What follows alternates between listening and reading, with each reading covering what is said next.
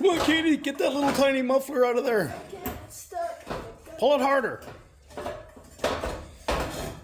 Lift it. There you got it. Oh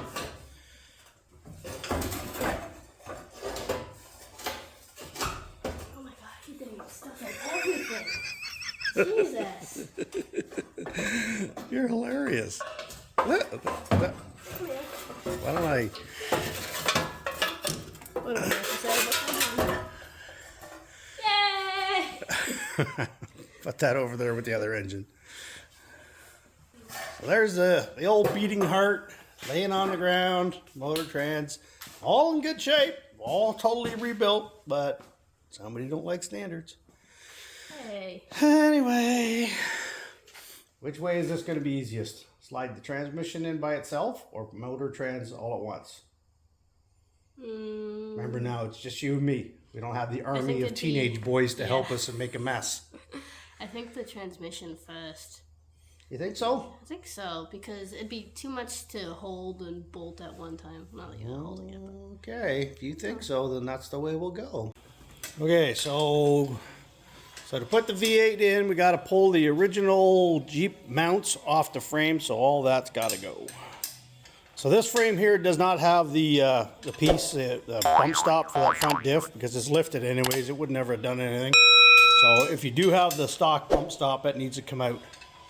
All right, after much fighting and cursing, and we got the transmission sitting in its home balancing. It's bolted up to the transfer case now, except for the two bottom bolts, which I got to get under and get. We had it in once, had to bring it back out again, because there's studs on the inside here, and they weren't long enough to take a nut, so we had to pull it all back out, take those studs out, put in some longer studs, and that's because the adapter is thicker steel than the factory. The other problem was, and I'll show you here, the transmission, see there's two sets of bolt holes in there, and we had to rotate it because the front drive shaft was hitting the oil pan. There's no manual in the advanced adapters kit, so Katie and I have been fighting with that for about the last, I don't know, a couple hours. We had to go get studs, and yeah, it took a long time, so we didn't film much of it.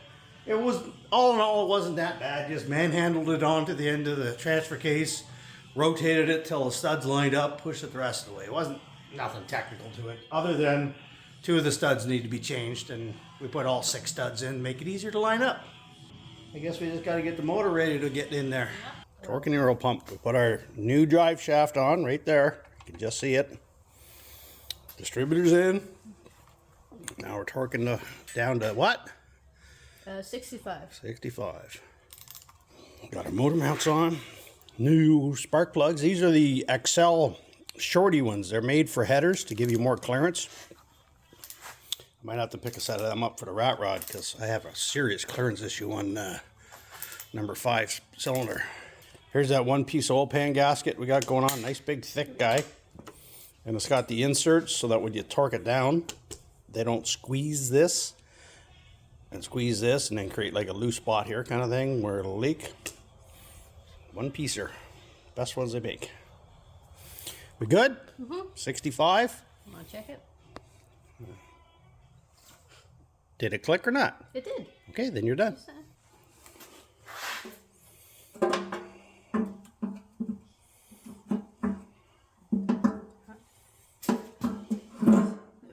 Okay, we got the juke motor about ready to slide in here. Now, we don't have the motor mounts bolted in. They still got to be drilled and everything, but we want to get this in place so we know where we got to have everything.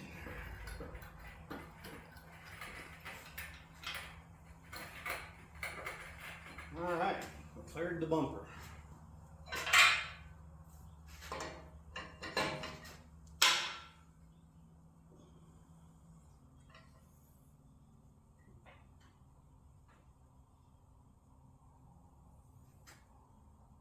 We're gonna know in a minute how far this got to go back. Oh God. Well, it was a battle, but we got her in. So now we got to shorten the rear drive shaft and lengthen the front drive shaft. The cross member that I made for the old transmission and transfer case did not even come close to working with this application because it's so far back. The drive shaft is literally going to hit it. But other than that, it looks pretty darn good in there. Katie was a trooper. She worked hard, busted her butt getting all this in here. I just stood by and supervised, and pointed and yelled. We're going to keep plugging away. Now is the little thing battle. Things like the fuel lines that aren't going to work anymore. We need to modify this. The Chevy doesn't use a return, so we don't need that anymore. Now we can roll it onto the lift, get underneath it easier instead of having to crawl underneath and use creepers and all that. So now we're modernizing things. Okay folks, just get back out to the shop here. We got the Jeep up on the lift. This has never been on the lift. When I built it, I didn't have the lift. So this is a lot easier way to do things. So one of my bigger complaints is the motor mounts. Okay, at the front, you're limited by, it has to go into the shock tower bolt. You got your 3 bolts for the shock tower. This one here uses that hole. When you get back here, you have 5 to choose from. And I can only get 1 bolt in any of them because none of these line up any way I moved them around. Exactly the same on the other side. So right now I got this and this, and I should have at least a couple more in here, you would think. But none of them line up with the throttle down frame, even though the throttle down frame matched the, like I said, the factory motor mounts for the 6 just fine. As well, the one mount on the other side was not lining up with the actual motor mount bolts. It was pretty minor. I just had to mess around and hit it a few times and grind it a little bit to get it to go in. It's kind of weird. All right, so let's talk back here. This is where the crux of your modifications are going to take place. The 700R4 itself is only like 1.5 inches longer than what I had was a T5 5-speed. So if you were just going by that, you'd think, oh, it'll be fine, everything will land where it needs to be. So the difference being the adapter that you have to add to connect the transmission to the transfer case. On the T5, it's made to go right on the back of the T5. Here you need an adapter which adds another, like, well, let's see. So the adapter here is 3.5 inches, plus the fact that the transmission's about 1.5 inches longer, having to move the transfer case back or the motor forward. If you move the full motor forward, you're not going to get a fan on this thing. Now, I custom made this for the old set because the one I had was rotted out and I wasn't about to go buy a new one. So I made that and I put a skid plate on it. Problem was, the transfer case used to sit here in the hole that I had made. As you can see, it's hitting right on that back pipe. The other thing that's going to have to be modified is the transfer case shifter, because now it's 6 inches farther back and the shifter comes up like in the console back here. So I'm going to have to either mock up a new shifter, probably cut it, bend it, do something to get it forward where back to where it should be. So I guess my plan for today is to finish bolting this thing in. I really do need to get this mount because this block of wood here is what's holding it up right now. And if I let it down, it'll snap the back of the distributor cap off on the firewall. Okay, so first step is going to be to cut that guy out. Right around 21 inches I can put in here, so it'll sit just in front of that transfer case. It's straight enough. I gotta notch it anyways. 21. Well, I screwed up. I didn't press record. I used my Kaka Industries notcher here. I've had this for like 5 years, I think. And this is the first time I've ever used it. It's been sitting under my welding station forever. I usually just hit them with the cutoff wheel and it's pretty quick, but I wanted to give it a try and see since I had blades and everything for it. So, but it did a pretty slick job. Obviously there's going to be some grinding, and this is old rusty well pipe, so, but we'll get her ground up, see if it fits. Well, I guess we're going to see spots for a while.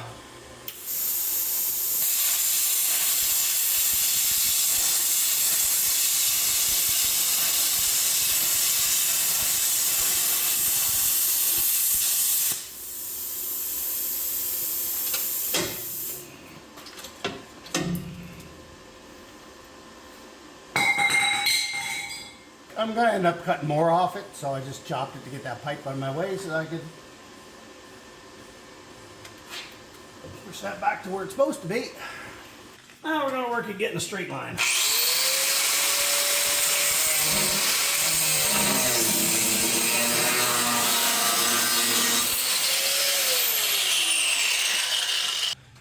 so I just cut the ends back a little bit here so that they look a little more uniform.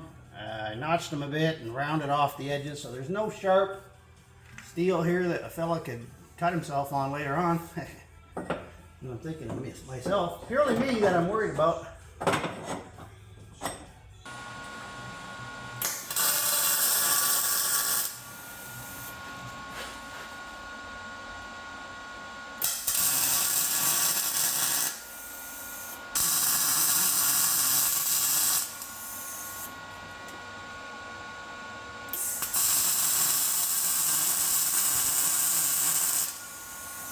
Now you want this down, and that'll hold that in place while I weld it.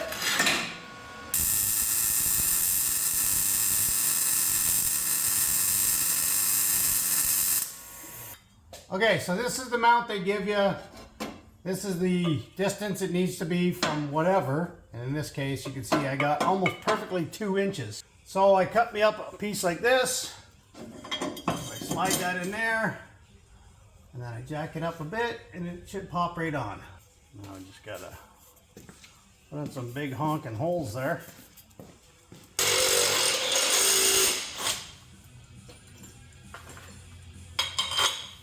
Perfect. Okay, what we're doing here is I marked the 2 bolts where they come down, and then I marked them this way, so I gotta drill up, hopefully hit right on the bolt.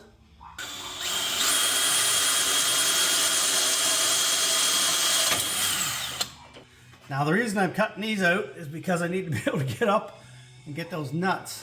Get them from here, but I'll never be able to turn them with a wrench. Ouch! And people are going to yell at me for using chrome sockets on an impact. But this isn't going really tight.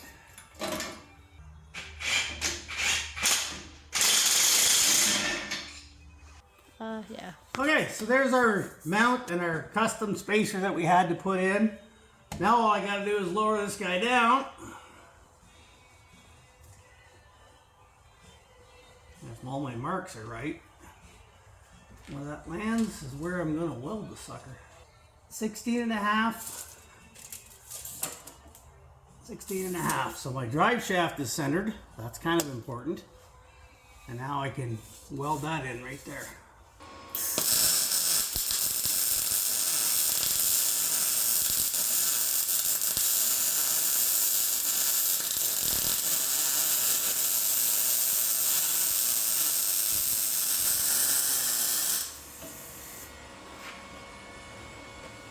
That ain't going anywhere.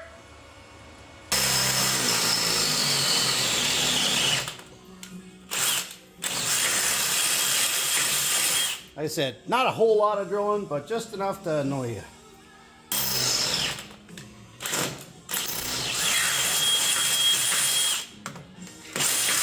Okay, so I feel much better about having 3 bolts in there than just the 1.